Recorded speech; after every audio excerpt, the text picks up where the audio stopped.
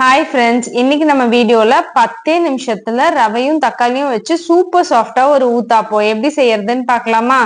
அதுக்கு நான் 1 கப் ரவை எடுத்திருக்கேன். 1 கப் ரவைக்கு 1.5 கப் தண்ணி ஊத்தி நல்லா ஒரு 10 நிமிஷம் அந்த ரவைய ஊறுறதுக்காக வச்சிடலாம். இப்போ ஒரு மிக்ஸி ஜார்ல ஒரு சின்ன மீடியம் சைஸ் பெரிய வெங்காயத்தை நீல வாக்குல கட் பண்ணி போட்டுக்கலாம். அது கூடவே நான் ஒரு துண்டு இஞ்சியை நசுக்கி வச்சிருக்கேன். நசுக்கி வச்சீங்கன்னா தான் அது நல்லா அரையும். அதையும் சேர்த்துக்கலாம். கூடவே ஒரு மீடியம் சைஸ் தக்காளி, 2 டேபிள் ஸ்பூன் தயிர், நம்ம ஆல்ரெடி ஊற வச்சிருக்கிற ரவை எல்லாத்தையும் ஒன்னா சேர்த்து நல்லா நைஸா தோசை மாவு கன்சிஸ்டன்சிக்கு அதை அரைச்சி எடுத்துக்கலாம்.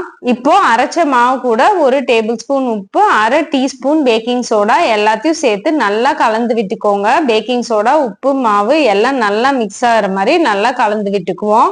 பேக்கிங் சோடா இல்லைன்னா நீங்க ஆப்ப சோடாவோ ஈனோ சால்ட்டோ கூட சேர்த்துக்கலாம். இப்போ தோசைக்கல்லு சூடானதுக்கு அப்புறமா ஒரு கரண்டி மாவு எடுத்து கொஞ்சமா ஊத்தாப்பம் மாதிரி மட்டும் பரப்பி விட்டு தேவையான அளவு எண்ணெயை ஊத்தி மூடி வச்சிடுவோம். நீங்க வெயிட் லாஸ் டயட்ல இருந்தீங்கன்னா ஆயிலே இல்லாம கூட இந்த ஊத்தாப்பத்தை சுட்டு எடுக்கலாம். இப்போ இதை மூடி வச்சு ஒரு 2 நிமிஷத்துக்கு அப்புறம் ஓபன் பண்ணீங்கன்னா சூப்பர் சாஃப்டா ஊத்தாப்பம் ரெடி. திருப்பி போடணும்னு எந்த அவசியமும் இல்லை.